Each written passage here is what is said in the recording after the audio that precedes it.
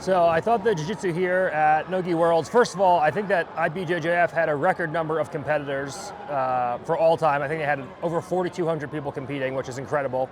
That shows that the sport is growing, and you have all different belts, all different ages, male, female. I mean, you weight divisions, you name it. So we have very young people to very old people competing across all different age and weight divisions, which is awesome to see.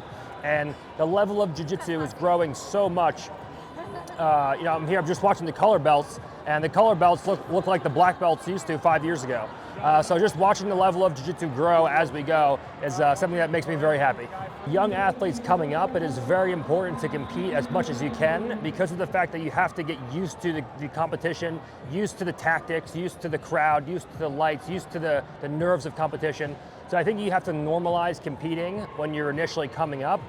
And then once you get to black belt, I think that you should compete against all the top guys. I think you should be actively looking to fight all the best guys in the world, and playing a game where if there's one person on the internet that thinks that someone can beat you, you should be competing against that person.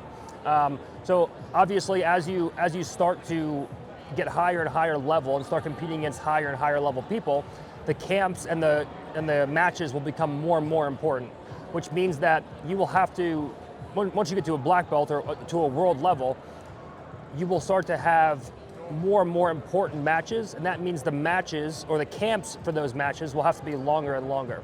So because you have longer and longer camps for these specific headline matches, you will just inherently have less matches as you start to progress.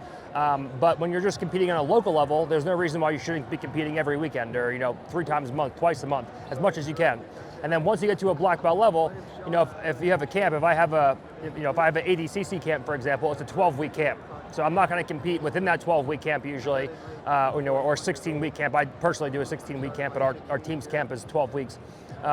So the camps will become longer and longer, so the amount of competitions you do per year will go down, but the matches will be much bigger and much more lucrative, hopefully. So I think it's very important to compete all the way up until black belt until you get to the very, very top of the world level.